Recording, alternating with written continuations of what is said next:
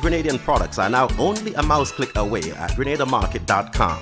Nutmeg and guava jams, jellies and the syrups, world-famous nutmeg pain relief spray, black sage, soursop, lemongrass, and bois bande bar. Ordering is simple and friendly. All major credit cards accepted. Safe, secure shopping guaranteed. Grenadamarket.com ships your product anywhere in the world. So when you can't go to the island, the products off the island can be sent to you. Just log on to www.grenadamarket.com and experience our quick delivery and homely service.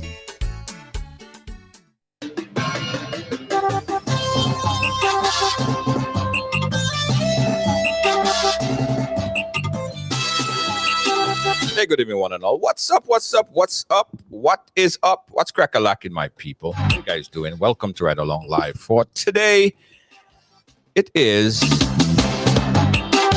Thursday. I had to think about this one because where I'm at, the days kind of move funny, right? Yeah, the days kind of move funny. For the whole week, I'm thinking that today was actually Tuesday. Yeah, I had to think twice about it. It's Thursday. Happy Thursday to everyone. Welcome to Ride Along Live. Of course, my name is Junior George. And today, guys, continuation of a very sad situation that occurred yesterday. Now, yesterday we had very preliminary information. Very, very preliminary information. The incident just happened recently, like half an hour or so after we put it up. So we didn't have much information. But today we learned a whole lot more. Yeah, today. Yeah, it's Thursday. Today we learned a whole lot more about what happened, what transpired aboard the Harbour Master. Earlier, I took the drone and I ended up taking a flight over the Harbour Master. It is docked right next to the Port Authority, right there. It's right there. And aboard this ship yesterday, what happened was so the first cruise went out. And I don't want to mention the promoters because the promoter has nothing to do with this. It's not a incident that was instigated by the promoters. So the event, a particular boat ride just came in. Following that boat ride was supposed to be another boat ride. And this is what we learned so far. I'll give you guys all the information that we learned from yesterday into today. So between transition and offloading everyone for the second boat ride, that is where the altercation occurred. This is the altercation as we learned as of now. Grenada World Javelin gold medalist Anderson Peters was aboard this ship. As far as information that we receive, he was on the cruise ship on the boat ride, the first boat ride that went out. Apparently, there was some arrangement to have him stay for the second boat ride, for the second cruise that was coming up right after this one. During that transitional period, we was told by sources that was there, first-hand sources, that they was asked to evacuate the ship, get off the boat. Because that's standard protocol, as the boat said, standard protocol, everyone get off so they could do a head count to get everybody else back on. But apparently, as far as what we were told, the arrangement for Anderson to stay on board was already confirmed. So, the crew members of that particular cruise line, the men that's working on the boat, made a gesture, a very hideous and harsh gesture using some profanity and things, some colorful language, so that he could get off the boat. And according to some of our sources, first-hand sources, Anderson responded. And ladies and gentlemen, that's when all hell broke loose. Now, I wanna put things a little bit into perspective here, right? Because throughout the day, we saw a lot of back and forth between Trinidadian, Grenadian. And as I said yesterday in the interview, this is not trying to instigate or create any kind of feud between Trinidad and Grenada. And I don't want to paint the whole situation with a broad stroke brush. But my assessment of this, guys, the crew members aboard this Harbour Master was very arrogant. Very arrogant. And not only towards Anderson. There was a previous situation that happened 4 days ago where a young lady was treated almost the same way. A young lady. Forced, pushed, cursed. In fact, she sent us a voice note that I want to play back for you guys, the way how she was treated. Listen to her in her own words. What she said happened while she was on that boat. Take a listen to her recollection. Listen to this. So I'm just, sharing as my experience of a similar encounter that I had on the boat last Friday. So last Friday I went on a cruise. I don't know the name of the promoter. It's carnival season. So I went along with my friends. So the boat was scheduled from 9 to 1. And I think the boat came back a little bit earlier, like after 12 minutes to 1. So at the time, the boat had just got in. The security from G4S came to my friends because I was standing a little bit further and said, we need a table. So, my friends at the time said to him, okay, well, we're using a table. You're going to just have to wait a little bit because, the boat just came and people are not getting off the boat as yet. Like, we have a lot of drinks. You're going to get it in a few minutes. So the security wasn't satisfied with that. So he then proceeded to get one of the crew member to come up to us, and the crew member came and was like, get off the table. So, when you pay all this money to come on a boat and somebody is speaking to you like that, get off or get out, you're going to feel a certain type of way. So when I realized, things were escalated, I went over to the table and I said to the crew member, what is the problem? And he said, I need a table now. And I said, well, we're using a table, you're going to get it when people start leaving the boat. And he just went from 0 to 100. He got very upset. He started, making statements about Grenadians difficult. You women are very difficult, and get off the table, get off the boat. And he's looking around as if, well, okay, he's looking around to get help, or he's looking around to see if the security is going to assist him with removing us and by extension me, because it seems like I was a target because I was the one that was asking questions like, what is going on? And he is coming to me, coming in my physical space and dipping in his pocket and looking around as if he's trying to fight with me. And I, as a woman, I've never had that experience where a man has been so aggressive to me. So of course I started to get a little bit louder because I'm like, what are you doing? Are you going to fight with me? Are you going to throw me overboard? Because he is acting like he is definitely going to do something to me. And it just so happened that, there were other women on board. There were other persons on board, no telling what could have happened, and it was just a very traumatic experience for me. So I then proceeded to go to Facebook on Friday night, Saturday morning, and say, please do not go on this boat.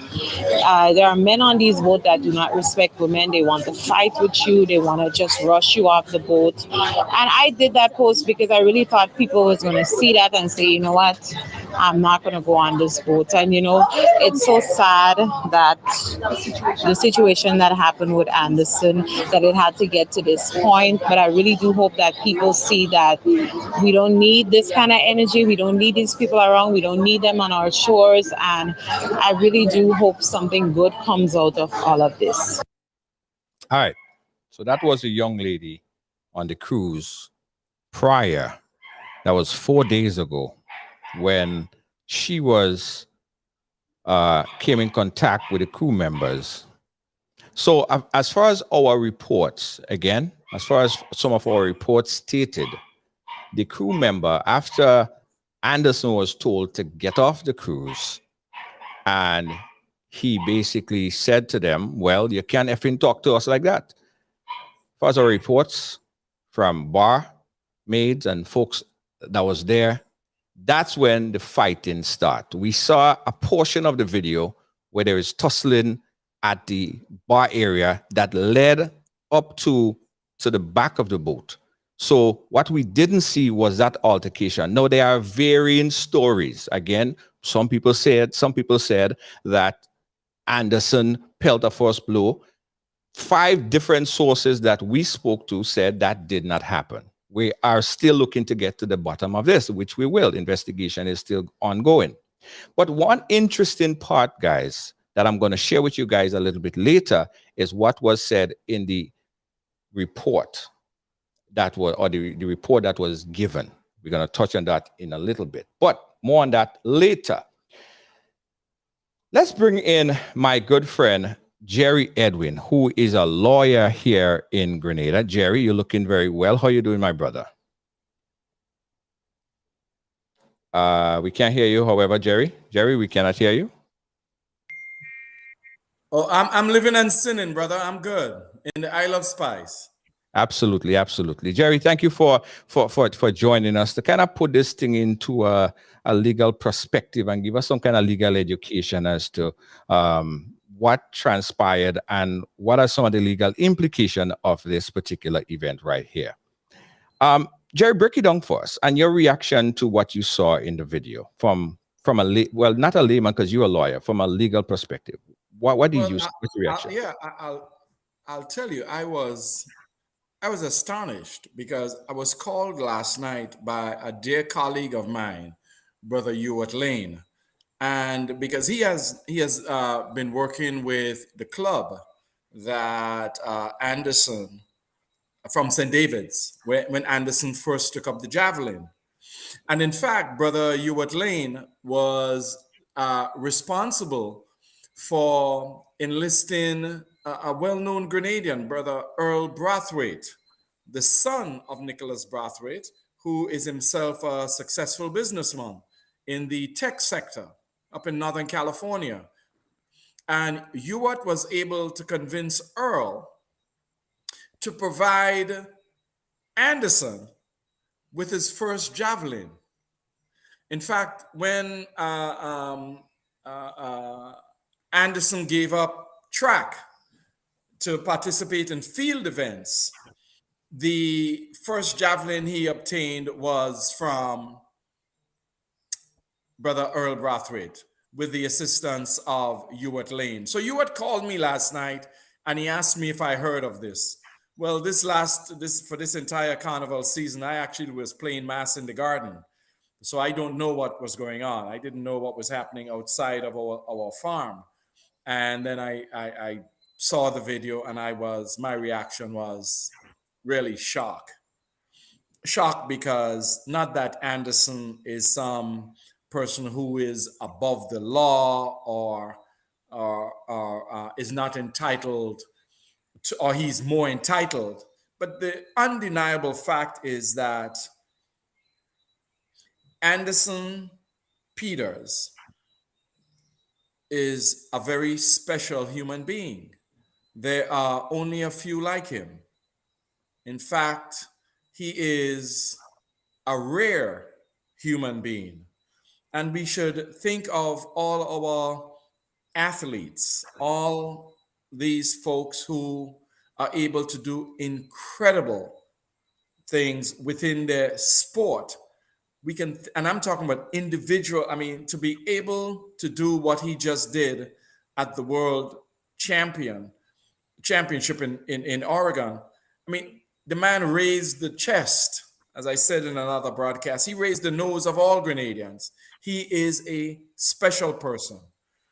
And I mean, people like me and those of us on the air, we shouldn't feel bad when special people get special treatment because they deserve it.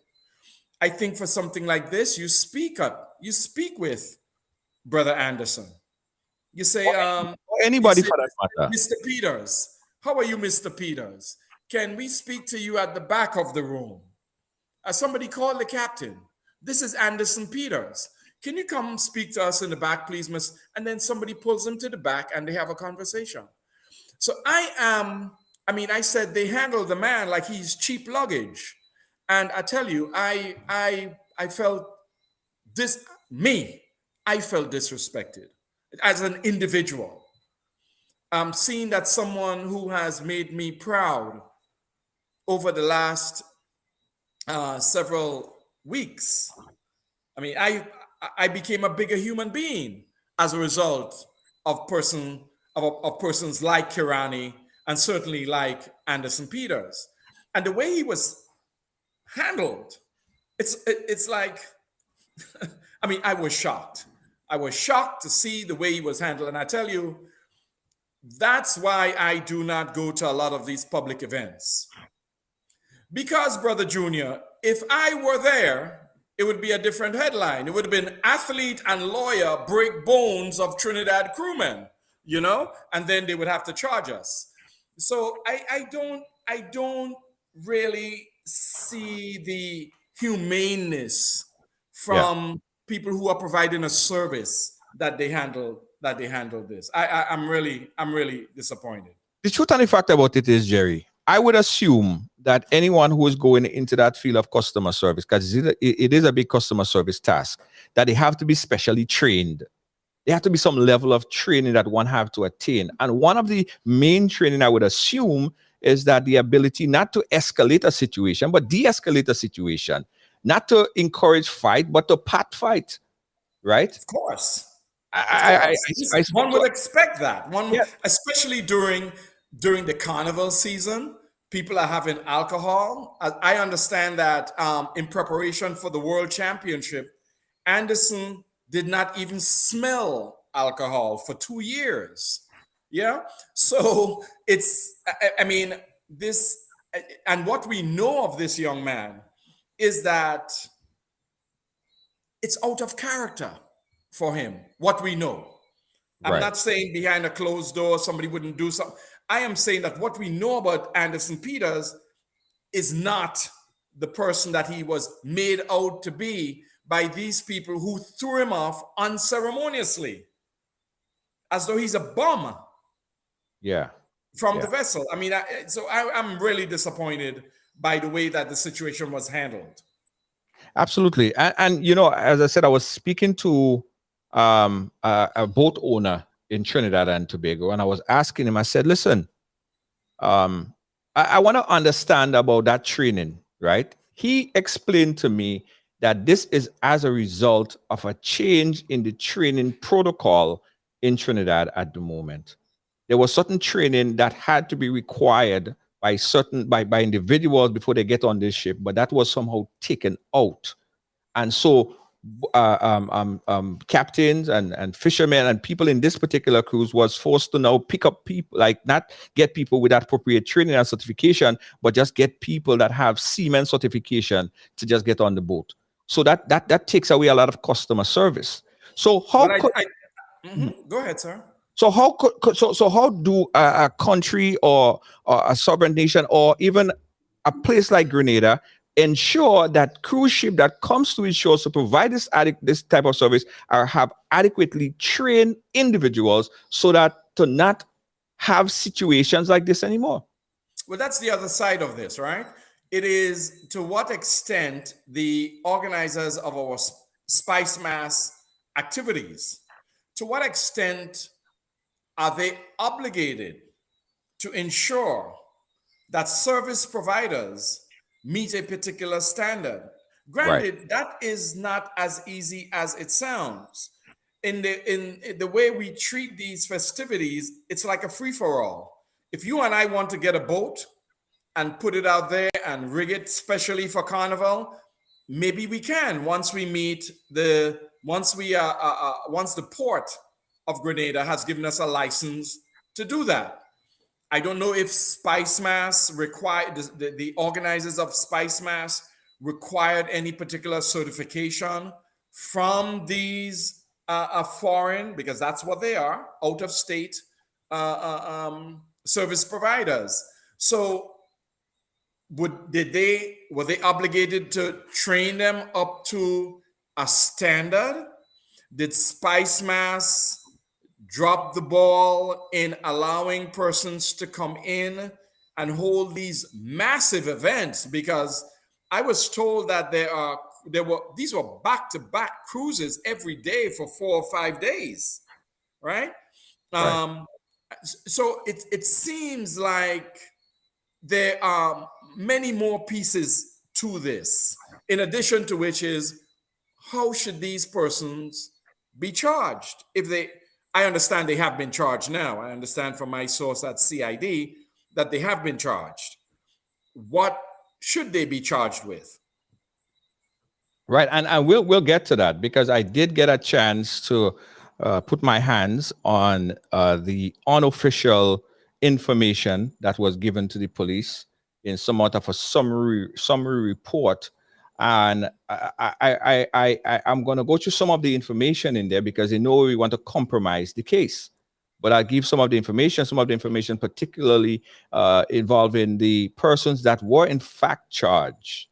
Right, I have this information and we're going to get to that shortly, but it really is important that the people that are tasked with the responsibility of taking care of people, taking care of your people, be adequately trained, and certifications need to be provided as to avert situations like that from happening again, because we're seeing this as an isolated event. And I'm not painting a picture of the population of Trinidad and Tobago, but we heard ample stories in the past couple of days of individual. This one that we played earlier with a young lady who was also treated rough. They rough up the woman. They rough her up. Listen, the combination of carnival, alcohol, shall I say, sexual tension. Yeah, there's some of that there too. That creates a combustible for which you have to anticipate that you're going to have rowdy patrons. So that the training must be there for crew members to be able to tamper down instead of escalating these kinds of potential things that will happen, as they did. And I'm not surprised that there's another person that would have had a complaint. I'm sure if you ask, there might be many others. I think anytime the rum runner goes out, you might hear of a complaint or the other. But it's the manner in which this was handled that I think has raised the ire of most persons looking at this. Whether Anderson is wrong or Anderson is right, you do not handle someone like Anderson Peters, like Kirani James, as though they are some ordinary lawyer on the street like me. Well, I would say that you don't handle anyone in that kind of Amen. manner. I agree. All right. I agree.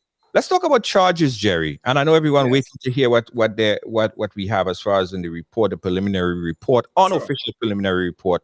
We're gonna get to that, guys. Be patient. Let's look at charges, because from what I saw, the brawl, he was met with what do you call it, uneven force. There was unreasonable force. Reasonable force. It was him by himself, literally being kicked, thumped, punched by 5 men, unreasonable force. And then it got to the point where they bang his head up. They don't know if he was unconscious or if he was badly injured, and then they threw him overboard. They threw him overboard. Tell me about charges here that could be possibly laid against these individuals. Under our criminal code, Brother George, the lowest level is, and I'm going to go through the entire, just bear with me. Let me just explain what what criminal charges are under our criminal code here in Grenada. Right. The lowest charge is threatening language. Right? So if you Right. tell somebody, I'm going to throw your so and so off this boat because you are I don't like the way you're carrying on. And this person feels genuinely threatened and there was no reason for that to happen, they actually can be charged under a certain section of the code, of the criminal code. Right. I think the maximum charge is $500 and a month in prison. Okay. Right? Then you have assault. And assault, contrary to the way it sounds, an assault does not require touching. You could grand move somebody. Boy, why you don't move your so and so? Right. And the person feels, oh my God, I'm in fear. Right. That's an assault. So that's the second level up. And as you move further north, the charges become more serious. Yes. After assault, you have causing harm. Now, causing harm is when you break the skin of a person and you cause either a laceration, a bleeding, a tear, or a cut. It may also be that the person pulls a muscle or there's a strain Yeah. so that they are unable to use their limbs in the normal fashion. That's causing harm. Now, if you break someone's wrist or finger, that's actually a higher level than assault and causing harm. You are now into grievous harm. Now, there's a level of grievous harm that is indictable, that may go to the high court, or it's grievous harm that may remain in the lower court. Yes? So you break my pinky finger. Right. Or you strain my pinky finger. That's not grievous harm. However, that's not grievous harm for the high court. That's grievous harm for the lower court. Lower courts, right. Mind you, if I lose this finger, this is a very serious offense. That is in the upper tier below attempted murder. We call that maiming. But let's continue. We started with threatening harm, threatening language. We went to assault, causing harm. That's when you actually cause a bleed or there's a laceration, a swelling, causing harm. There's a swelling. Yeah. If I'm unable to flex my knees or my arm to throw the javelin, if I cannot do that, I'm definitely in causing harm beyond assault. Right. And of course, I mentioned the two grievous harm. It may be that if Anderson is so impaired in using his arm, so he cannot function and do what he ordinarily can, Right. the argument is that is grievous harm. The fines are $3,000, but below $5,000. Yes? And a month in prison, up to 3 months in prison. Sorry. And then above that, you have dangerous harm. And then you go to attempted murder. Right. And then murder. I want to kind of get to there because from a layman's looking in, you beat somebody up so bad and you throw them overboard. Isn't the intent is to possibly kill that person? Oh, no, I don't think that a reasonable person would say that the intent of these gentlemen was to cause we call that deadly harm. Yes? And when you talk about murder, you talk about grave harm, dangerous harm. Yes? Those are the kind of things that the charging statement, the charging instrument would say. But if you look at it, all they wanted to do was get Anderson off the boat, to subdue him and get Right. him off the boat. But However, it was if a they boat. were in the ocean, but let's be Yeah. clear, Yeah. if they were in the ocean and the same thing happened and they threw him overboard, then you might have that argument, but not on the pier. I Not see. on the pier. Not on the pier. All they are trying to do is to get him off the boat by any means necessary. We may say that the force used was unreasonable, but to say that they wanted to kill him, they could have choked him to death while he was on the boat. Everybody could have made sure they dealt him such harm. Yes? Mhm. But to say that the attempt was to cause his demise with their bare fists and pulling him. No, I don't think so. I think that's I think that we are probably in the area of grievous harm summary because Mr. Peters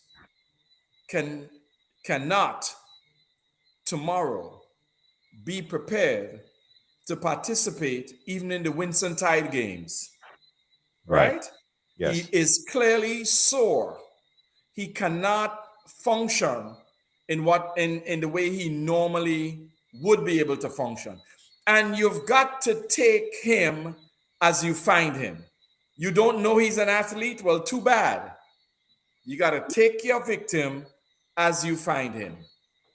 So I think we are above assault.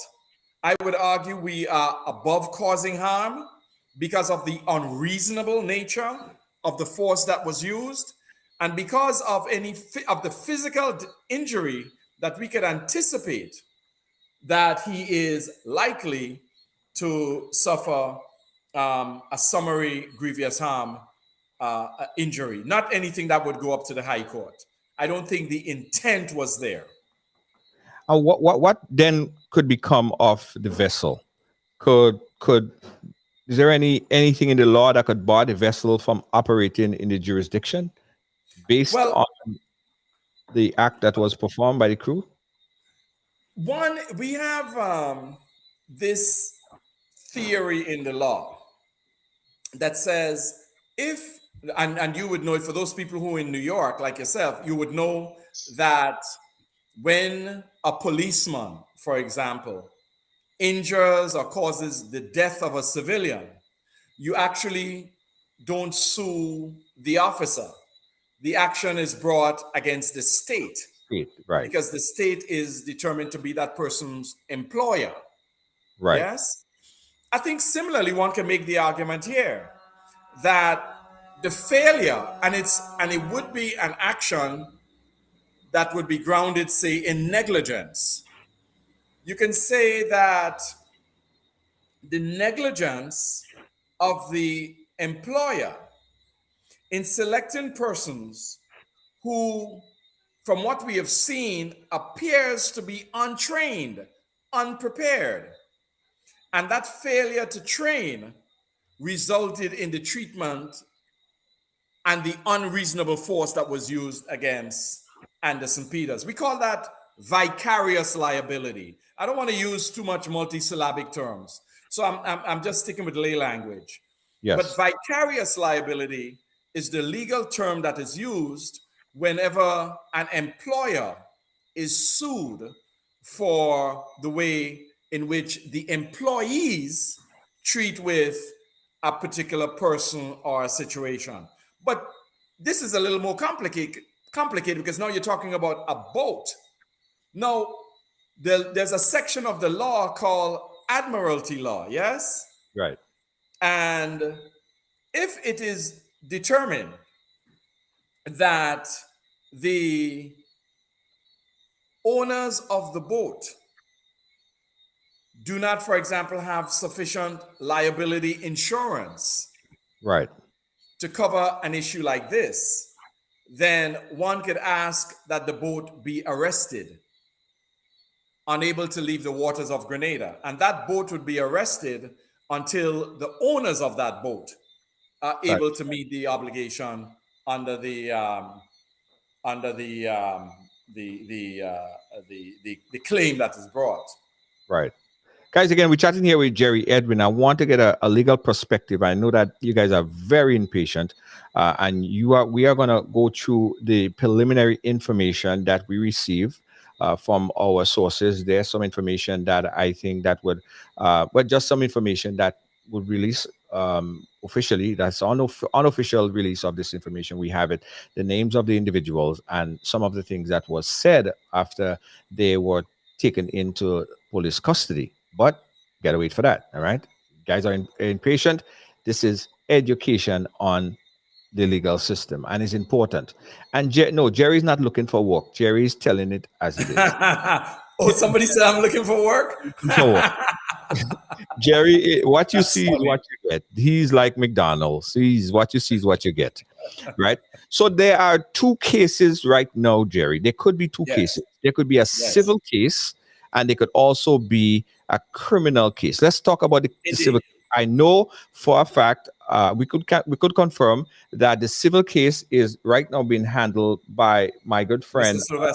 Sylvester. All right. Yes. That's all the information we have as it relates to the civil case, right? The criminal case, no, actually going after the individual or going after the Harbour Master boat company itself. Who is the civil case going after, or would be going after? One of the first things you learn when you're in law school, regardless of which law school you attend. I went to St. John's in New York, and every law school on tort law always asks that, well, they always teach you that when you sue a person, if you have to sue two people, right, one person is probably more guilty or more liable in the civil law than the other person. This person broke your foot, but he doesn't have any money. Right. This other person drove him to the spot to break your foot. You bring the action against the person who drove him there. That's just the law. I mean, it makes sense. Why go through the courts to drag someone into the process of the court, and that person doesn't have any money? So the lawyers are taught by their professors in law school to sue the deeper pocket. The deepest spot. Right. That makes sense, right? Yes. Yes. We live in the real world. Lawyers do not live in a different world than the rest of us.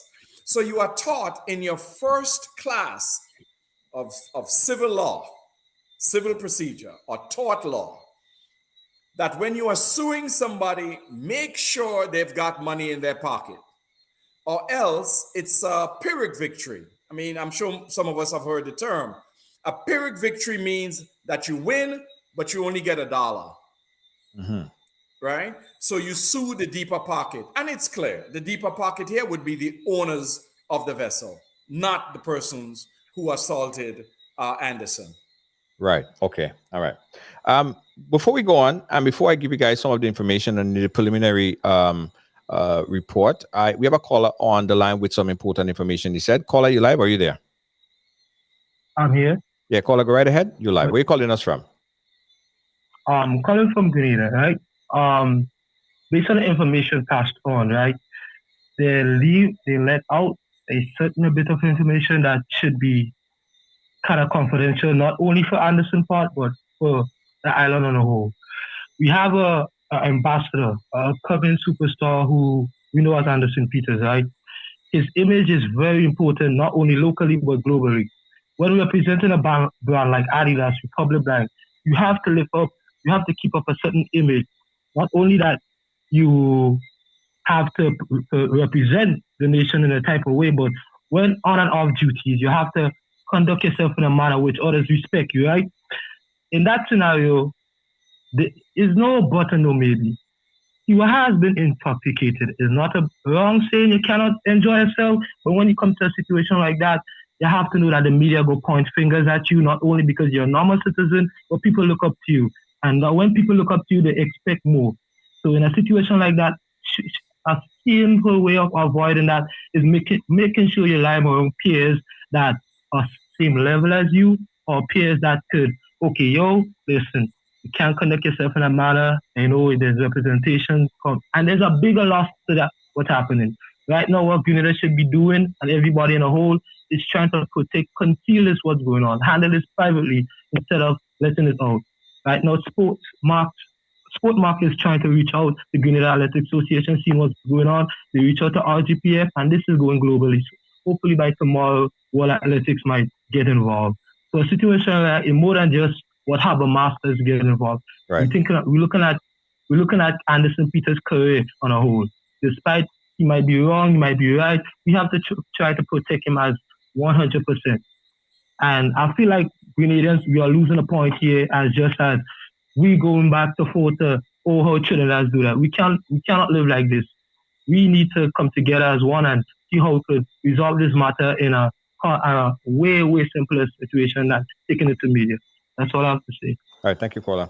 Thanks for your input. Let me just go give you some quick information, preliminary information. Again, guys, this is preliminary information that we obtained as far as the report states. And the report states that the police officer went on the scene. In fact, we heard, and that's not on the report, we heard before the folks from this arresting officer went on, there was 3 other officers that went aboard the ship, and they really didn't know or felt like they needed to arrest anybody until some other officers came on, and that's when they were pointed, they were told exactly. So some of the crew that was on board was pointed to exactly who and what occurred, and then the second batch of officers made the arrest. So when that second batch of officers made the arrest, they arrested, they brought back to the police station 7 individuals, right? 7 individuals.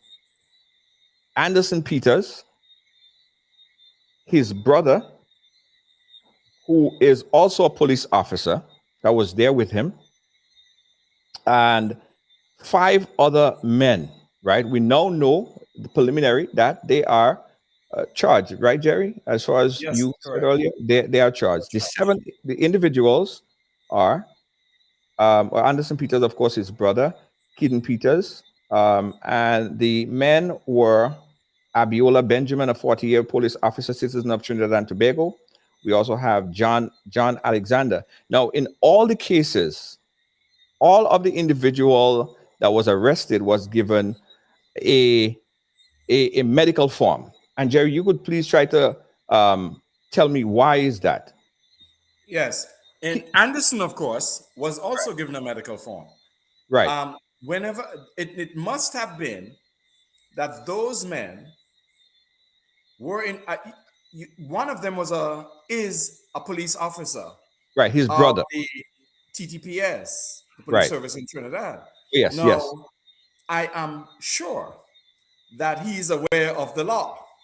Yes. Yes. Let us make that assumption. So he knows that if you are involved in a fracas, in a fight, a brawl, one of the things you want to do is also point a finger at the other person. And say, this person assaulted me and started this thing. Right. Now, in order for one to be charged with, remember I told you, harm, causing harm, or grievous harm, or maiming, or dangerous harm, it is important to have a medical form to explain the injury that you suffered. Mm-hmm. And that is why a medical form was offered to those persons on the crew, because they know, at least one of them, we can reasonably assume, knows from experience that if you get a medical form, it substantiates your own claim that I was attacked by Anderson Peters. Right. Okay. So the police officer, the Benjamin 40-year-old police officer, citizen of Trinidad and Tobago, he complained that he was slapped. Okay, there you go. That's right. Yeah. On the preliminary report says that he complained that he was slapped. Yes, yes. Right. No, we don't know. There are no cameras on board the ship, which I find to be a little surprising. There should Right. be cameras on board. I mean, look at the boat itself. I mean, you see how big it is, right? How many crewmen did they have for the hundreds of people? 5 crewmen, maybe more. Right. I don't know, but at least in the minimum, they should at least have cameras. It's for the security and safety of your guests. That's who these people are. These persons who board these vessels are guests, yes, and they ought to be treated in that way, even if they are unruly, yes. So that's why the form was given to them. It is for the sole purpose of substantiating an allegation that I was slapped, I was punched, I was kicked by this other person. You have a video. The video has gone viral now, right? Mhm. But we actually, at the time, don't know what happened. The men get these forms. So you can be sure that whoever they get to represent them, that person will say, listen, I have a medical form here saying that I was injured. Yes? Right. So you cannot now charge me and not charge the other person who caused my injury. So there was John Alexander, a 54-year-old from Arima. He was also given he was taken in connection with causing harm. He was also issued medical form. We have Michael John, 35-year-old.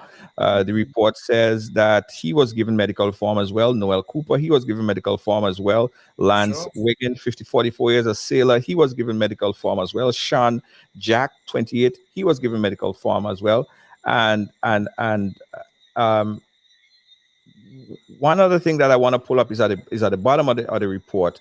So Jerry, while I pull that second piece up, the reason why they requested that is as a defense. Absolutely. Absolutely. That's Okay. that's exactly what happened.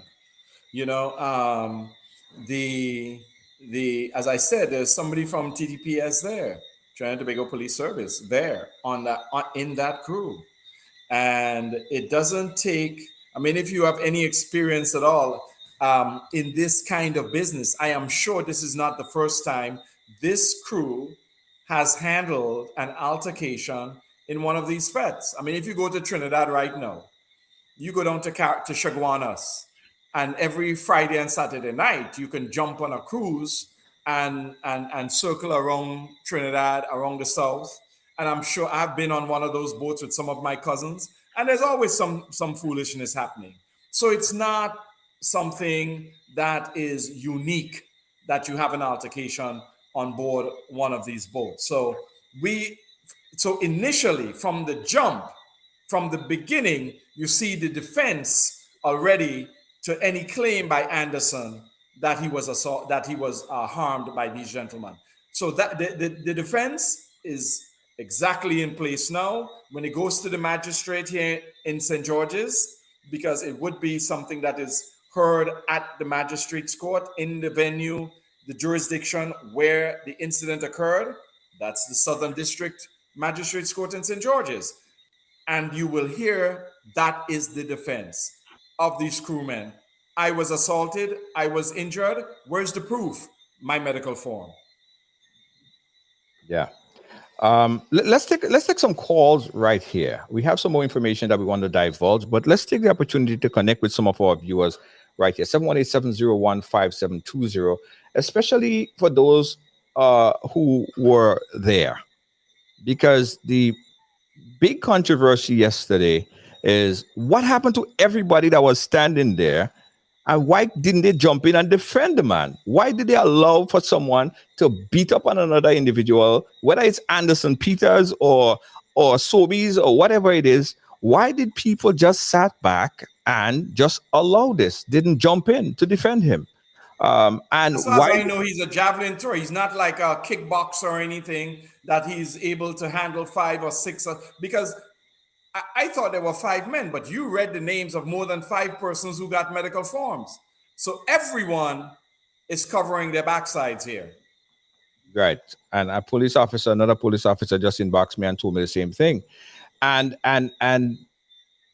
that what we've seen is that there were actually a barricade because there was transitioning again from one cruise to the next. So the barricade prevented anyone from getting on board.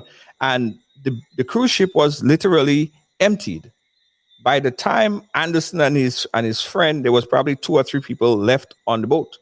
So everybody else that was there and taking video was actually in front of the barricade. If you guys take a look at this is the actual video of the setup of the boat. So right there was a barricade preventing anyone from going on board. So Anderson would have fell right into that. Well, you can't see that part of the water right there, but he fell right into the side there and went into the water. So everyone was behind this barricade right there. We got a call on the line. Let's take this call. Caller live, where are you calling us from? Good evening, Junior. I'm calling from Grenada. Grenada, go right ahead. Junior. Yes. When you have a country like Trinidad with 1 point something million people, Junior, that rate 6 in the world for crime. Junior, what does that tell you? It tells you that a high percentage of Trinidadians are physically aggressive. Young man, caller, Junior, I gotta drop in. My brother, don't pursue that line. It doesn't help us. We are told that Grenada is the in terms of sex crimes, Grenada has more sex crimes than any other island in the Eastern Caribbean. Does that mean that pick a percentage of Grenadians are sexually violent? It may mean that a high percentage of men in Grenada are sexually violent. And if that is the case, then so be it. So be it. I have no qualms in saying that. So people who are coming from outside, they would have to be careful with female who are coming into Grenada may have to be careful when it comes to men approaching them. No, brother, what you don't know is, yes, let me just interrupt you again. What you don't know, and that's why I don't like generalizations. Hold on 1 second. Caller, hold on 1 second. Jerry, go ahead. Just let me say this. Hold on 1 second. Hold on 1 second, caller. Jerry, go ahead. That's why I don't like generalizations, and that's why it's not safe to use generalizations in discussion and argument. Because, brother, you do not know what percentage of the persons who commit these crimes are recidivists. Do you know how many of them actually are repeat offenders?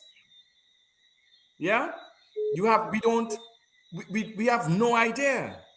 So to make, and there may be some other factors as well. How many of the persons who were charged and arrested were actually acquitted? How many of them were actually found not guilty? It wasn't true, right? So before we make these generalizations, let's be clear. But I think it's better to stay away from generalizations, brother. The most violent country in the world I'm going to say it happens to be the United States of America. I'm going to take back my statement. Trinidad is rated 6th in the world for crime. Therefore, it is that a high percentage of Trinidadians could be physically aggressive.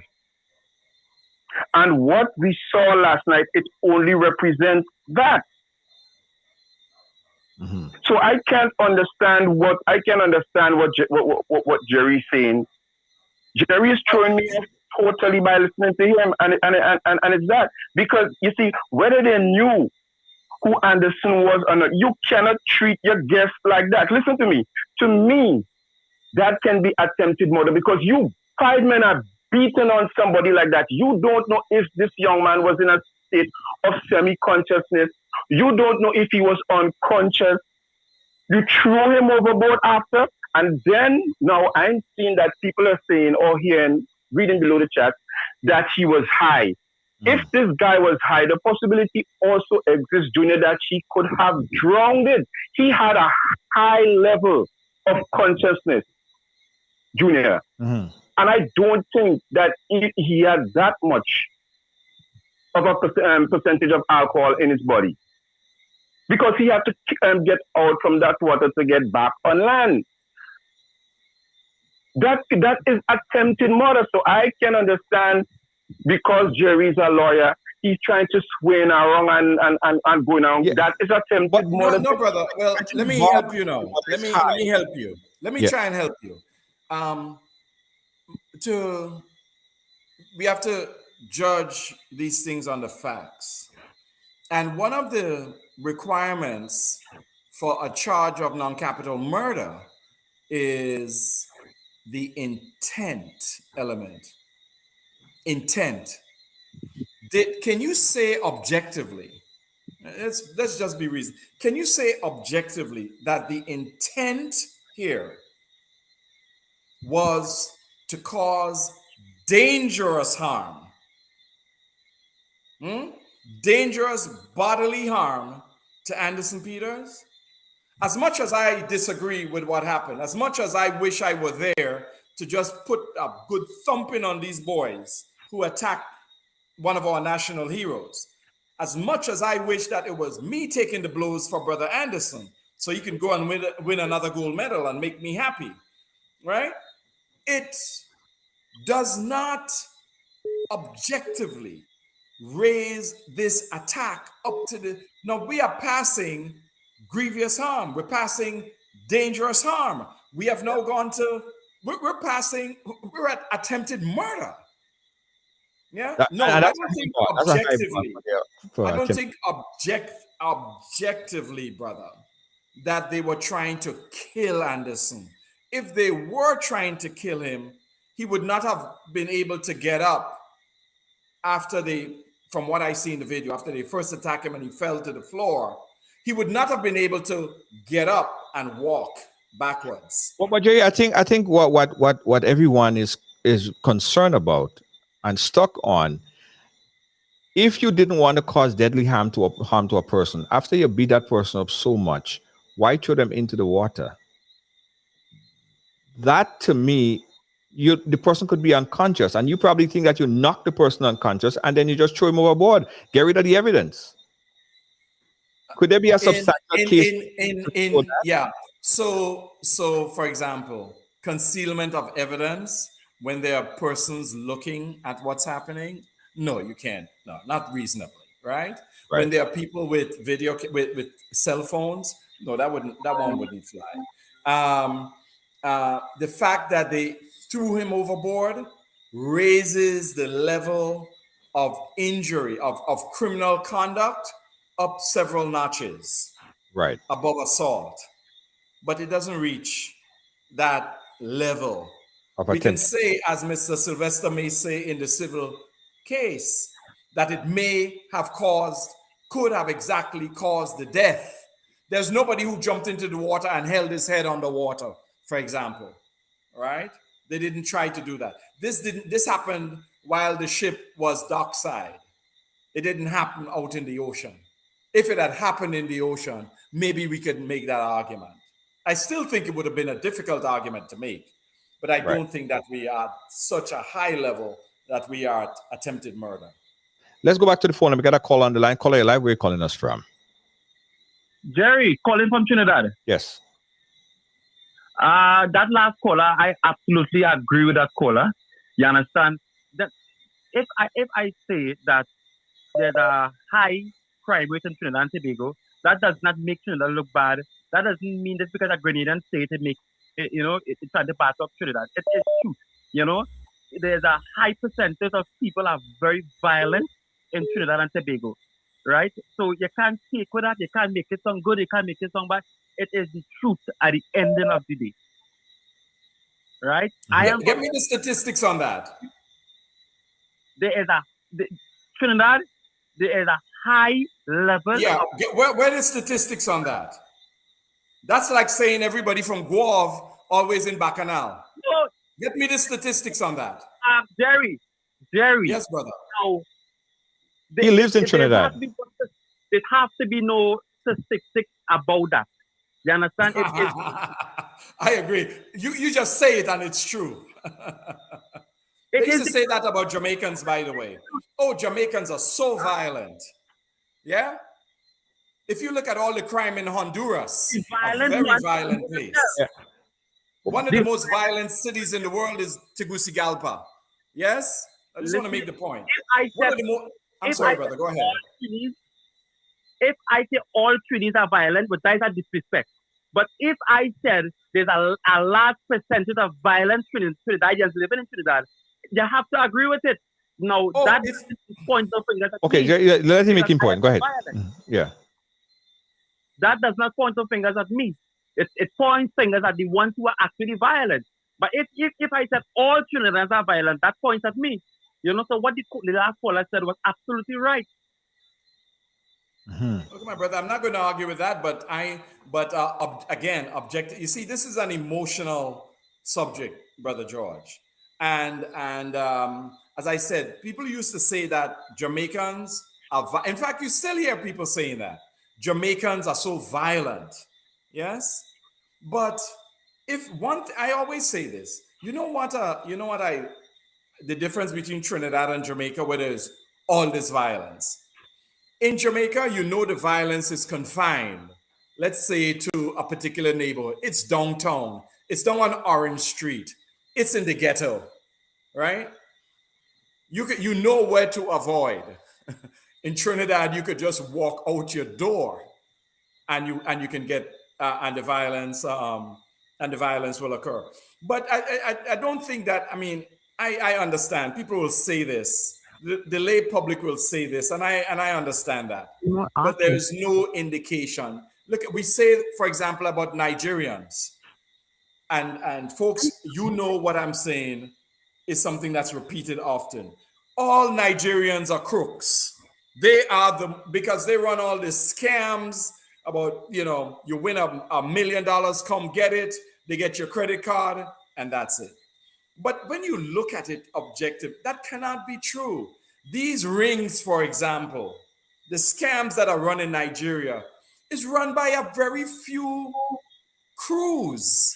Yes? If you look at the violence in Trinidad, the violence in Trinidad is confined to particular persons with criminal records. In fact, if there is one universal truth, it is that crime is committed by persons with criminal records. There are very few persons who have never committed a violent offense that get hauled in the courts. That is objectively true. Anyone who lives in the courthouse like I do will tell you that. Yes? So you may have a one-off. Somebody gets angry and they do something that's a criminal act. But the law recognizes this. That's why the law treats persons who are first-time offenders differently than the ones who are recidivists. Yeah. Most of your crime is committed by persons with criminal records. Let's jump back to the phone line. We got another caller on the line. Caller, live, where are you calling us from? Okay. Caller, go right ahead. Hello, it's Junior. Yes, go right ahead. Yeah, I totally disagree with your guest, Jerry. Okay. Because what he's saying there don't make sense at all as an attorney. You telling me someone beat you up on a boat, throw you overboard. What they throw you overboard for? That's the intent. The intent is for you to jump. Why throw you overboard for? For you to go get a bath? I don't understand this attorney at all. Like, he don't make sense. Yeah, but I think in Jerry's defense in explaining this, I think Jerry is looking at it from presented. If a lawyer had to present this case to a judge, the bar the bar is set so high for attempted murder, it would be difficult to present a case that would actually get a conviction on attempted murder. Because every lawyer, when you put your case together, every lawyer is saying, okay, what case could I actually win on this case? Like, you could say murder first degree, but could you actually prove murder first degree, right? So the bar is set high. There are certain things that need to be in place in order to be attempted murder, in order to be murder, in order to be assault. So from Jerry's perspective, and I'm listening to him as a laid person, I think he's taking it from the perspective of what do you have to present? What would he have to present to prove attempted murder in this case? And it would be difficult from his perspective. But he said though, he said that you have to have, they have to have intent. What the intent is when they throw you overboard? What was the intent? Brother, look at the four corners of it. If I may, please, respectfully, look at the four corners of it. Where was Brother Peter's unceremoniously thrown into the water? Can you tell me where? They throw him in the overboard in the water. Yes, exactly. Where did this happen? Hold on, Jerry. It Yes, don't matter where it happened. Once the water is where the water is deep and it could drown, that is attempted murder. It don't matter where you have to be in the ocean, is in the sea. The water is covered. I know it's a difficult thing to you see. We have to you see. I want to throw these persons who attacked Anderson. My brother. I've been honest with you, man. The way you're talking there, it seems to me like you want a job with the Trinidadian to defend them. That's Brother, I understand and I respect your perspective. I would not correct you. You're entitled to your opinion. Right? To accept the call, press. Yeah, go ahead. But please bear in mind, if the intent was to cause the death of Brother Peters, they would not have thrown him overboard, right? Because they could have killed him or attempted, use their term, to kill him right there on the boat. Yes? Why throw him overboard? I guess, Jerry, that is where people you have to really understand the law and proving your case to exactly. fully. Yeah, yes, that's the thing, huh? Yes, it's about proving the case. Yes, it's about proving the case. If I represented one of these men, right, and the charge was attempted murder, I mean, do you know? I mean, you've bypassed grievous harm, dangerous harm. Attempted murder is 20 years in jail. Grievous harm is 10 years. Dangerous harm, 15 years. Yes? In St. Lucia, attempted maiming is life. Yes? Mm-hmm. So you want to be very sanguine about it. The law is, I would say, cruel to victims. Yeah. To victims. But the law tries to be just in all cases. It doesn't actually come out the way we would like it. Right. If we are a victim, we wouldn't like it. Right? If we're a defendant, depending on how we are charged, so no, very serious. Let me put it this way. If Anderson's neck was broken or fractured when he was tossed over the side, attempted murder, you bet. Would have been easier case to prove. All right, let's jump back to the phone line. We got a call on line. Caller, you're live. Where are you calling us from? Right. So I don't want to be too much against Jerry. Jerry, you seems like a professional lawyer, however it may be. But you may be a professional lawyer, but you do not know the mindset of human beings. You may watch a video. Right about that.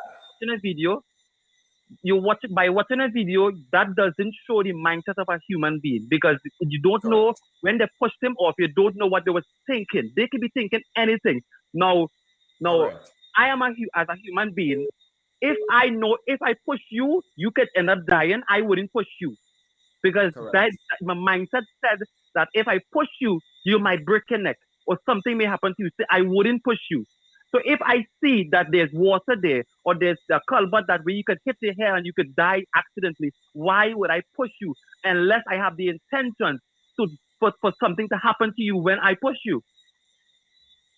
Caller, you are hitting a very important point. Who knows? Let's say it in the colloquial way. Who knows what lurks in the hearts and minds of men? we have to look at the facts, the objective facts. So in this case, we infer intent based on all the surrounding circumstances. But you said something that's a lot more important. You said that that person, in this case, Brother Anderson Peters, may be somebody who is asthmatic. But you didn't say it that way. You said that one would not know what his condition is. In the law, there is something called the soft skull theory. Soft skull theory. So that if Anderson Peters had asthma and in fighting with him, they caused his death, or they caused him to go into cardiac arrest and into a coma, and from that coma, blood did not go into his brain, and Anderson then had a cranial hematoma, a swelling in some part of his brain because he didn't get sufficient air because of his condition, his precondition. That's the point you are raising, and it's a very important point in the law. We say what you're trying to say, what you take your victim as you find him. Yes. So what you are saying is actually something that the law recognizes, and so you have to look at the circumstances in the round. Yes. What I'm telling you, what I get from you is that what you are saying is that whatever they did to him is not enough for the law to press charges on these men. No, brother. You came in late. What I'm saying is that it's not enough to press a charge of attempted murder. I think that they will be charged. In fact, they have been charged. And that charge may either be causing harm or grievous harm. I think by throwing him overboard, they can be charged with grievous harm. Right. That's the point I'm making. Right. Because what I'm saying, when it comes to out in the sea, that is a very serious matter. Very, very serious matter. No, they were not out at sea, brother. They were not out at sea. The ship was dockside. As long as the person on the boat, it is a serious matter at the end of the day. They're not absolutely, yes, of course. Huh? No, it was on the port. It was dockside. It was docked. Right, but the person was still on the boat. Absolutely, they were on the boat. So that's why the charge, I think it's beyond assault. I think it's beyond harm, causing harm. I think it's grievous harm. It should be the charge. Right. And that is to be determined by the DPP. Again, we are looking at two separate cases. We're looking at a civil case, which is going to be we have Derek Sylvester, who is handling the civil case, going after funds for the injuries sustained by Anderson Peters, and of course, the DPP will consider the option of criminal charges against these individuals. Again, let me recap quickly, guys, what the information that we have on the unofficial release of this report. And he said that after police officers went in on the boat, they came back with about 7 individuals. They had Keydon Peters. He is a 31-year-old from Soubise. That's the brother of Anderson, and he's also a police officer, and he was also injured as a result on the boat. He was punched, reportedly punched. He was issued a medical form, and of course, I guess he went to the medical facility. My thing just closed off on me.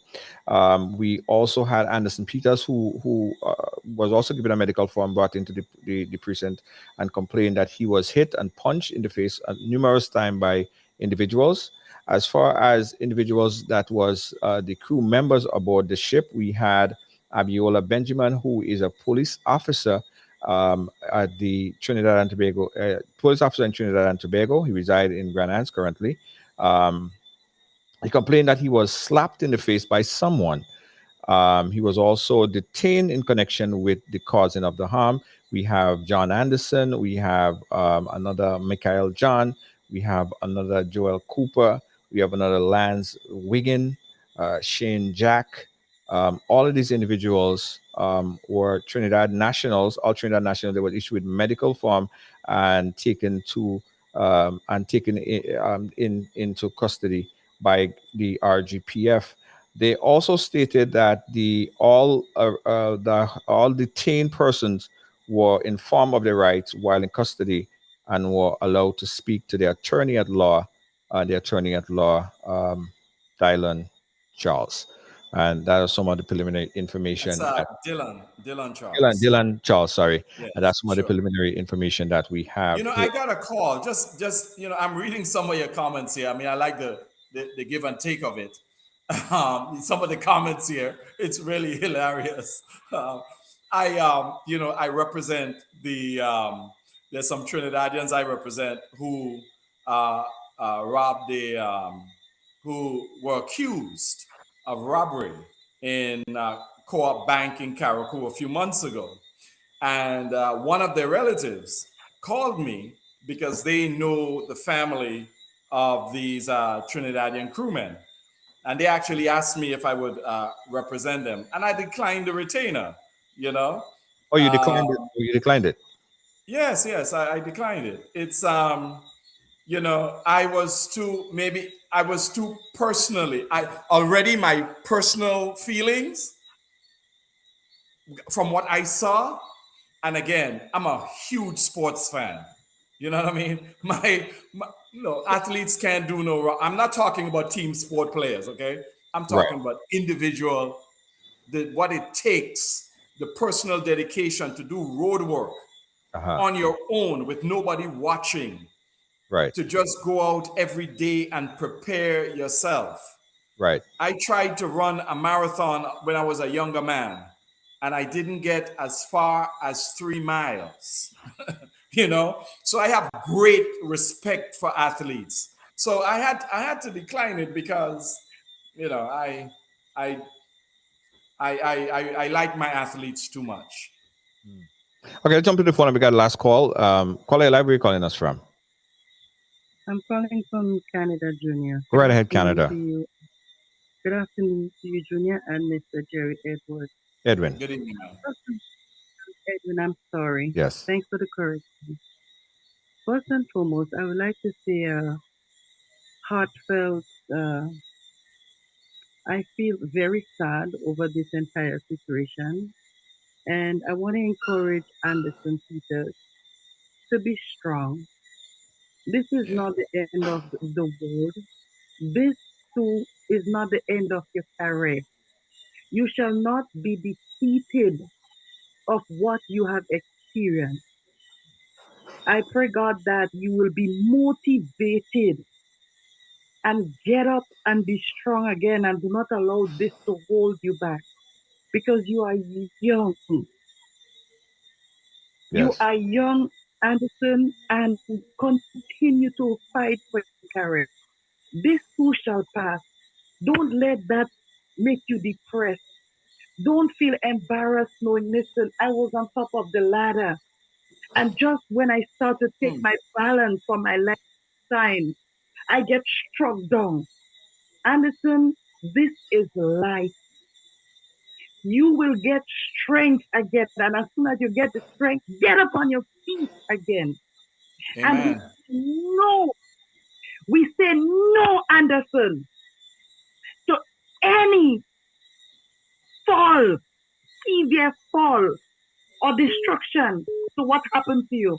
You will rise again and you will rise higher than the way you were before. Okay, Anderson, I don't know if you're listening to me, but get up, pick yourself up, and continue your life. It means that you have to start all over again, Anderson. Start all over again. Don't give this power to any downfall. You are young. You are an aspiring human being, and you will continue to be that star to shine for a lot of us to see. And I want to say, Junior, Yes. we are very fortunate for Grenada to have a, a generation of young leaders in all aspects. And for our young leaders, I don't know, I'm asking the Prime Minister, Mr. Deacon Mitchell, to pass something, make it law that when a national representative of Grenada has to go to any activity that can cause violence like this, that they should be accompanied with tight security. Yeah. This Well, shall not happen to Anderson Peters again yes. and no one else. If and he has to go to an activity like that, he must be assigned. Give him the respect that he deserves. Yes. Thank you, We have caller. young ministers like Mr. Queen's Britain, Yeah. Andy Williams. Yes. What if they want to go somewhere to a function? Yes. Yes. They too should be highly guarded by tight security. And let us learn from this situation. Make the best out of it. And even where Anderson Peters is right now, I'm asking the government and the Royal Grenada Police Force to let him be surrounded by security officers even now. Because Grenada Port is not safe. We don't know who these men are linked with. We don't know who could come in our shores and continue to target this young man. So I am asking with urgency to give him security right now at his weakest point. He's still in a defenseless state. Yes, And he caller. needs to be protected. This is my contribution. Thank you, caller. All right, thank you so much. You're Thank you so welcome. much. I want to read a statement of the fly right here. It just posted, just shared with us here, and that was from the Honorable Prime Minister Deacon Mitchell. I'm reading for the first time, so pardon me. Fellow citizens, is like it says like so many of you. I too viewed the video of the altercation that involved our national sport icon, an international champion Anderson Peters, and I am alarmed and troubled by what was shown. The fact still is unknown, but the person involved are currently assisting the police with investigation, which we expect to be swift. As the government, we unequivocally condemn violence of any kind on our citizens and visitors to maintain the posture and respect to different perspective and to different perspective. I wish Anderson and all persons injured during this altercation a speedy recovery from the injuries sustained. May God grant you healing as a nation. And that was from the Honorable Prime Minister Deacon Mitchell, posted this earlier on his Facebook page. Guys, I want to also say that same as I said yesterday when I did this interview with Ian Allen, right? This is not some kind of contention or war or feud that between Trinidad and Grenada. Listen, half of everybody in Grenada have family, cousins, brother, sister that live in Trinidad. We are a small nation and we have the same culture, same roots. We are one people. I believe this is an isolated incident and it's not of the fault of Trinidad and Tobago. It is the fault of the people that are not properly trained to be on such vessel, to deal with people. And that should not be from the core. A lot has to be done to ensure that this does not happen again. In fact, I want to play back this interview because I don't know how many of you guys got a chance to see the interview. I want to play it back because I think it's something that you need to watch if you have not or you didn't get a chance to watch the chat that I had with Ian Allen. I'm gonna put it up and I want you guys to take a look at it. This was the conversation yesterday with Ian I looked Allen. at the video. Yes. And I'm very outraged by what I saw. Yes. And rest assured, to our people, our brothers and sisters in Grenada, we are one family in the Caribbean. No stone will be left unturned. Yes, yes. Yeah, and you're on the ground in Trinidad. What kind of service? People are saying that the Harbour Master is known to have problems in terms of the customer service. I mean, you do a lot of these reports. I can't say. I've never really been on the Harbour Master. I can't, but of course, they had some technical difficulties in the past, but I don't know about any recently, but with respect to customer service and whatnot, I mean, I know a lot of families travel on the Harbour Master, commute from, let's say, maybe from Trinidad and Tobago and so, but I don't think that, I can't say, I don't want to comment. Right, I've never encountered anything like that. I understand. But people like us might be treated, might get preferential treatment unlike others, so, Yeah. And as I said, I think the relationship with Grenada and Trinidad is a good one. And I don't want to paint the whole thing in a broad stroke brush. I'm really outraged by that, boy. I'm very outraged by that. Yeah. In fact, a lot of people, I didn't know a lot of people, I mean, I have a lot of viewers in Grenada, and a lot of people, I don't know them personally, but, they message me ever so often. And it's sad. It's very, very sad. Nobody should go through something like that. And I really hope the authorities leave no stone on untouched. Because I tell you this incident has brought attention. I mean, as of today, it has brought a lot of attention. Everybody's it's circulating this video all over Trinidad and Tobago right now, and the comments that we are getting. I mean, it's sad. It's just sad. A lot of you are outraged by that, and it's not a matter what stemmed the argument or how it started. You're telling me what 5 or 6 or 7 persons just beating one man? That's craziness. Yeah, That's craziness. Absolutely. It's it shows that if maybe he had no friend, nobody to stand up for him. But I mean, as you know, we have a saying in Trinidad that monkey know what tree to climb on. Yeah. Yeah. And sometimes they know who to do that too. Yeah. And I mean, maybe if they realize he was a non-national or what, I mean, maybe that would have contributed. I don't know, but still, I totally condemn that kind of behavior. Yeah. I don't like it. I don't like that advantage. So that is what you call advantage. Yeah. And I applaud you for even taking the forefront and speaking out on this, because as I said earlier, and I continue to say, there are good and bad in every life, every way of life. There are good police officers, bad police officers, good teachers, bad teachers.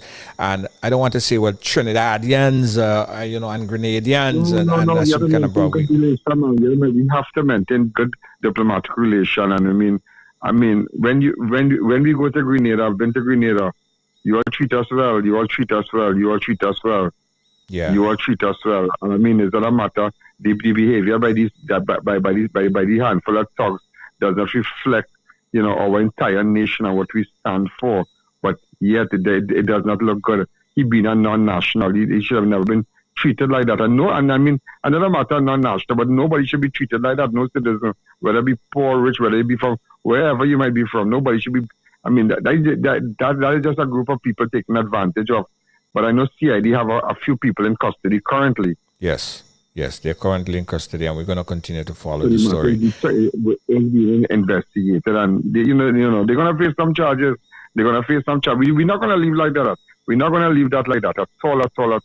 And to the family and whatnot, and we need to let them know that we're not going to leave it like that. Well, the family in Grenada and around the world is watching and listening to this right now. That's why I say I applaud you connecting. Let them know they can at 6 o'clock at 5:45 tomorrow when I go live. You can look at me on Ian Allen Network or Ian Allen Network on YouTube, or just download the Ian Allen app on any Android phone or iPhone, or my website ianallen.org. When I go live tomorrow, I'm going to deal with it. But nevertheless, tomorrow I'm going to make some call, because I want to know the investigating officer and whatnot. But nevertheless, we're not leaving that. So you're all great people. Yes. Great people. And that is a real advantage. That is, I mean, I looking at that and I couldn't believe they pushed the boy down in the water, all kind of thing. The boy could have drunk, all kind of thing. You don't know if he was unconscious or semi-conscious or whatever. After all that blows, he himself, like he could have sunk right there. Yeah. And that whole thing could have turned into a whole murder scene. And it's not a matter of, okay, when he get up, he come out from the water, somebody pull him out. But you could see they were never remorseful. True. They still wanted to go after him. They were never remorseful. And just how they pursue him, I will pursue them just like that too. And make sure they face I will make sure they face the full brunt of the law. Yes. And if I have to get an attorney in Trinidad, to see the family's interest, fear not. Consider that done. Yeah. Thank you, Yanadin. And so that was the interview conversation that I had yesterday with Ian Allen, and we condemn this. No one should be treated like this, and he said it in his own words as well. But I think that relations need to maintain between Trinidad and the rest, Trinidad, Grenada, and the rest of the Eastern Caribbean. I think that this is an isolated event. Not every Trinidadian, and I haven't met I haven't met any Trinidadian who is supporting the efforts of what was done to Anderson Peters. People are not cheering this on. There might be few that have some status, but the majority of people are not in support. The majority of Trinidadians are not in support of what happened here yesterday. Jerry, we went way over time. We want to get some closing ideas, closing thoughts on from your perspective, from your legal perspective.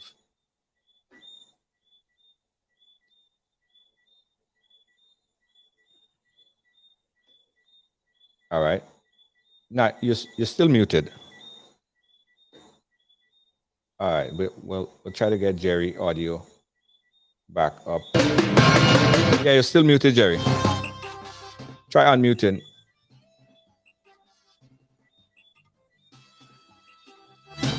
All right, now we can't hear you.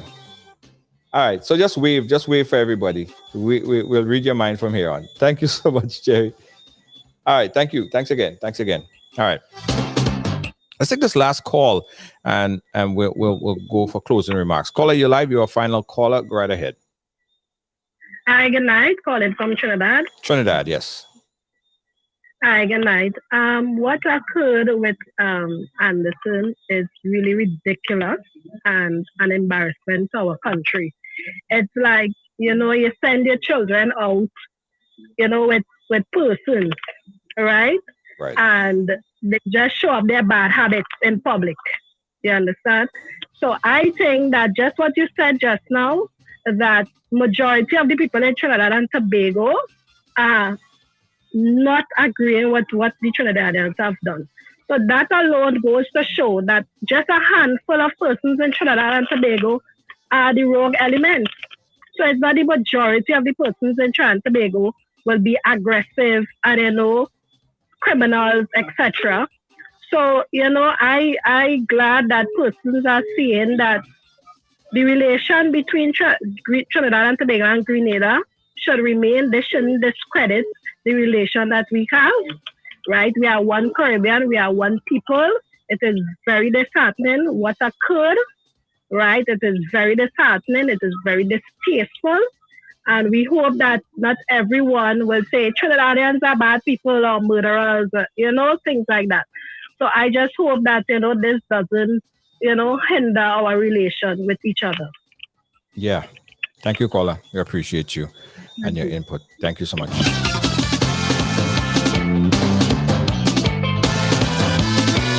Hey guys, once again, thanks for watching. Thanks for being a part of our programming. Today, we're going to continue to look at the story. The story is, there are so much more information that will come out within the next couple of days. And rest assured, we're going to get it here live on Right Along. We just heard, someone just forwarded me some information that said that the Harbour Master just released a statement. We are going to see if we get a hold of that statement and publish it on the platform. I said last call. Now we got one more. Got a caller. Caller live. For more options, press star. Caller live. Where you calling us from? Oh yes. Good night. Good night. I'm calling you from the beautiful, peaceful Spice Isle. Yes. Beautiful, peaceful Spice Isle. How you doing? Yeah. I'm really sorry that I joined later. I kind of overslept. Yeah. But my piece is this. From years now, I have been calling on government to implement a visa restriction on Trinidad. Trinidadians are extremely violent. I No, mean, you can't say that. Oh gosh, I ain't gonna take that. Yeah, because you I give see, him a justification. okay, go I ahead. give him a justification. Yeah, I'm following some of the Facebook page and every day, my God, is a shooting. And let me tell you this. What I find with the reaction is that, oh, I shooting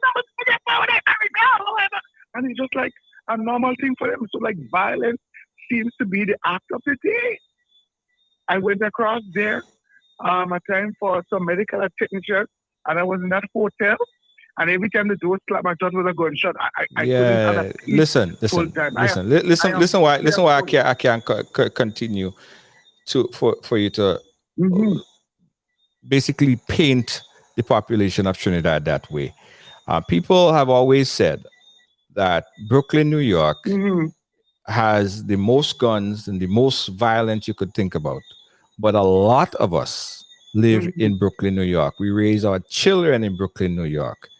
And yes, it does exist, but everyone is not involved in violence in Brooklyn, New York. Similarly, I would say Trinidad, not everyone involved in criminal activities in Trinidad. I went to Trinidad, I went to Arima, I went to many places, had roti, walked the street. I was fine. And although, yes, in every country, every place that you go, you would expect bad apples, but you cannot paint one country with a broad stroke brush and say, this is what it is based on others. It wasn't my intention to paint the country so, because obviously the fact you stated is correct. But I'm saying, given that it's the majority, a visa restriction will filter out the good ones to come in. Because you see, I have always been concerned. You know that for we Grenadians, we are laid back. We can leave our door open and so on. And I'm saying, hey, we have to be careful with that because we have non-nationals that's on the island now. You understand? So it means that we have to take extra caution at the port now and start filtering. And I mean, look at the situation there. I mean, they gang them and they want it right. Yeah, I don't like to talk of visa restriction because it's always reciprocated. If you say that for Grenada to have visa restrictions on Trinidad have visa restrictions on Grenada, and then all of a sudden you find all our Caribbean island, that free movement of CARICOM is restricted by visa, and I think it complicates life. Trinidad would love us to come. I mean, we're peaceful people. That is what we pay. That is how we operate. We are peaceful people.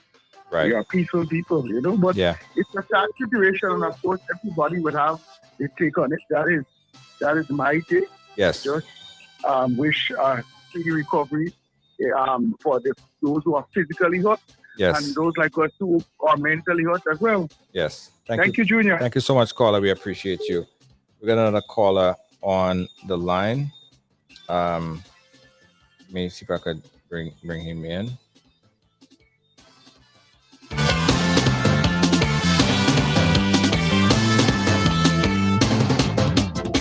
All right. Okay. So Harbour Master released a statement. We just received it. We got a caller. Let's take the caller and then we'll get information from Harbour Master. Okay, caller, you're live. Go right ahead. Junior, you should have hung up that caller, Junior. I find you let that caller talk for too long. I had once to call back his. I mean, you can't talk them type of talk. Right. You understand? You can't talk about Trinidad in that way. He needs to do his research. You cannot boycott Trinidad. It's like you're trying to boycott America. You can't boycott nations that manufacture most things. If he do his research and he's saying all these bad things about Trinidad, if he do his research, he will realize that most things around most Caribbean countries is made in Trinidad and Tobago. So that alone should show you that Trinidad is not all everybody in Trinidad is bad. There are certain areas in Trinidad and Tobago that you just cannot go. As I said, Trinidad and Tobago is split in half. Indians are that way, and Negro people are the other way. More in Negro communities, that's where you see a lot of violence taking place. The Indians have violence too, but they are more civilized communities, you know. So that caller needs to know what he's saying. They can't boycott Trinidad. They can't boycott countries that manufacture the most things in the Caribbean. He needs to do his research before he talk about boycotting. Right. Thank you, caller. Thank you, Grimes. I appreciate you. Only you I could say that. Yeah. All right, guys. So we got a statement from the Harbour Master officially released, and they say for immediate release, they're saying that the recent violence on our ship involved with Anderson Peters is disheartening for to both our management and staff. We emphatically declared that we do not condone any acts of violence of any kind. We understand the public concern and the overall sensitivity of the situation. Currently, the full details surrounding the incident are still forthcoming, but we will be working with the relevant authorities to gain a clearer understanding of what occurred. We will work with all involved to ensure an amicable resolution to the problem. That was a press release from the Harbour Master. Before we go forward, I got to tell you guys that we're hearing Grenada and Carnival just ended, and it was a great carnival, nice excitement, and it was a violent-free festivity, mainly a violent-free. I haven't heard any major incident of crime, right? And the intention is to keep it this way.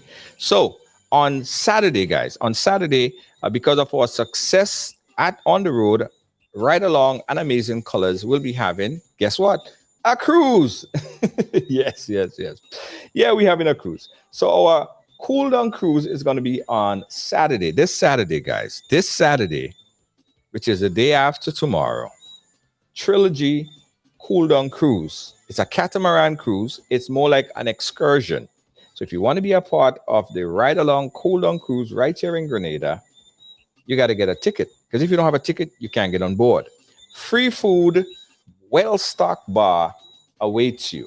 Get your ticket right now. Write on this number, guys. Get a pen or pencil. Or put it in your phone. Pen and pencil and really no more. Call this number, 473-415-6174.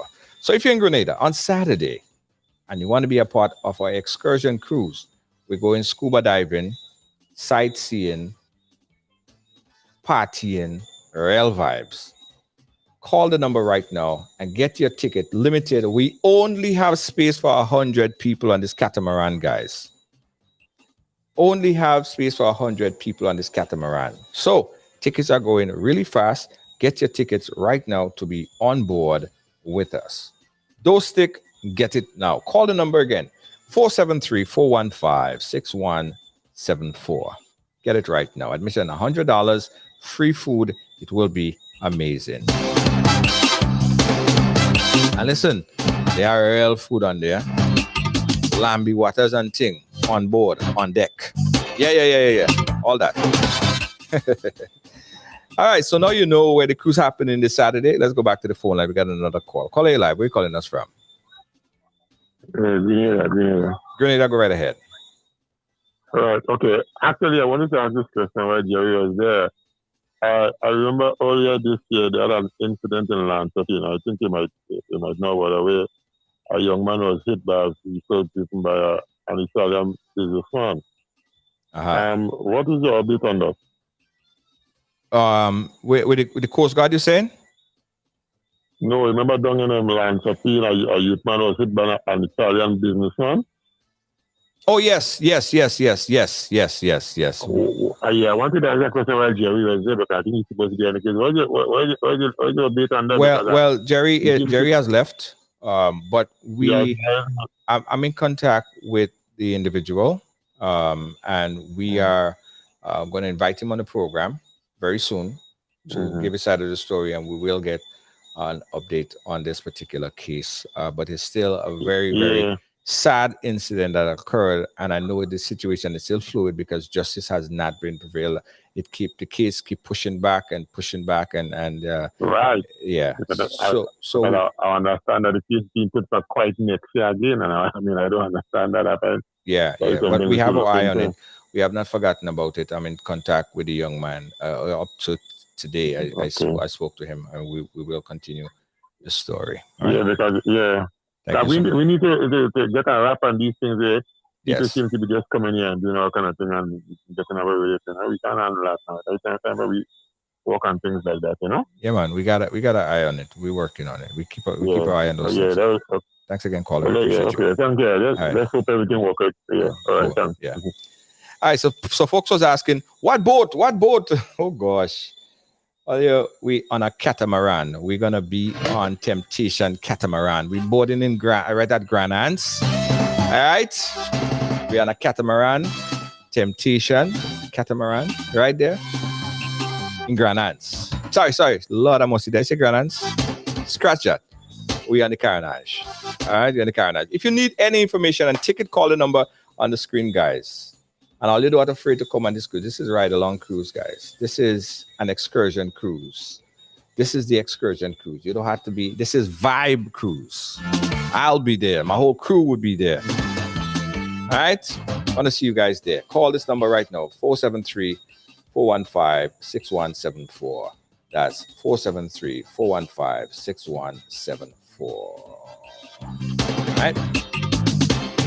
Guys, let's take a quick commercial break from our sponsors. I'm not back with my Grenadian products are now only a mouse click away at GrenadaMarket.com. Nutmeg and guava jams, jellies and the syrups, world famous nutmeg pain relief spray, black sage, soursop, lemongrass, and guavabande bar. Ordering is simple and friendly. All major credit cards accepted. Safe, secure shopping guaranteed. GrenadaMarket.com ships your product anywhere in the world. So when you can't go to the island, the products off the island can be sent to you. Just log on to www.grenadamarket.com and experience our quick delivery and homely service. Williams Funeral Service serve you with dignity and compassion as you mourn. Every day, we embark on the journey of life, and one day, the journey will end. It's on that day that you can entrust the celebration of life of your loved ones to David Williams Funeral Service. Call 718-291-3823.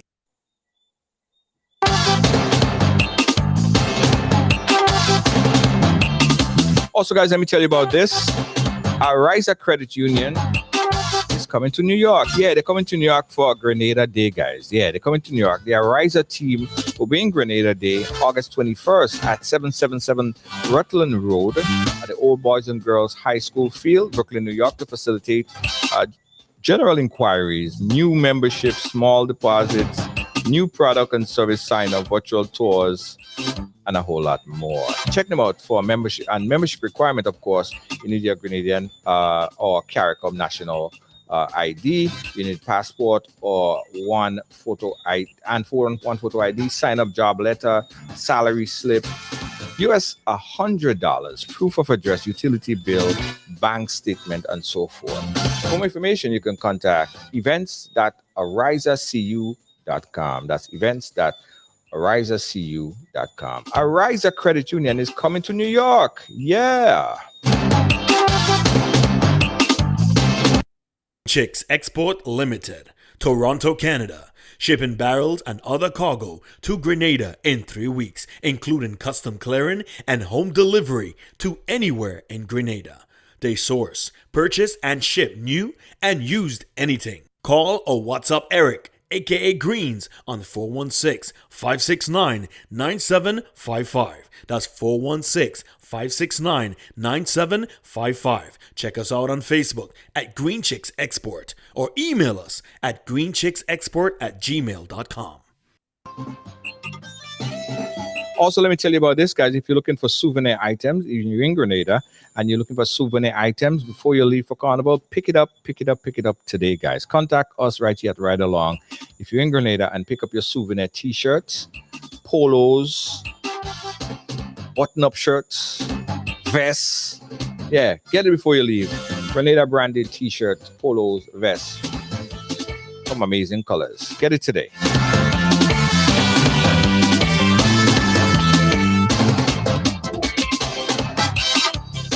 I have to remind you, because I know some of you guys have short memory. The cruise is on Saturday. This Saturday, guys. This Saturday, the Riders Cruise, the Trilogy Cruise, day cruise. It's an excursion. Scuba diving, a little party, swimming. It'll be real vibes. For more information and tickets, you could get it tonight. 473-415-6174. That's 415-6174. It will be amazing. Yeah. Take my word for it, guys. Real vibes.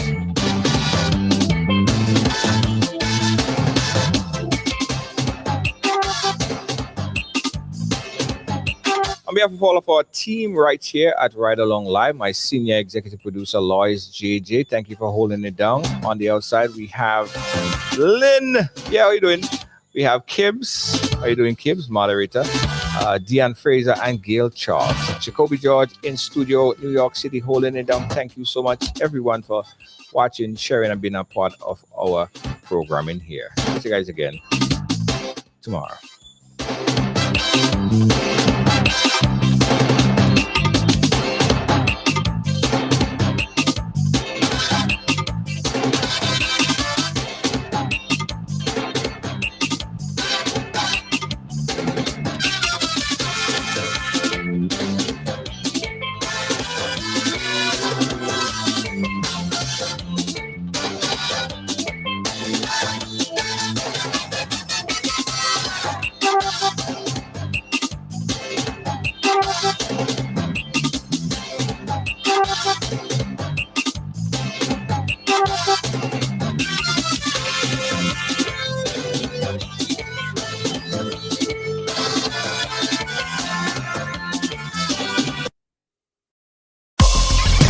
Well, it's on Ride Along, so it's happening here. Came over here. What does it mean? You know, I grew up in what I guess we call a typical family. We break all the stories, and that's just a fact. And that's why everyone has a story to tell. Ride Along Live, I mean, yeah, it's the real deal.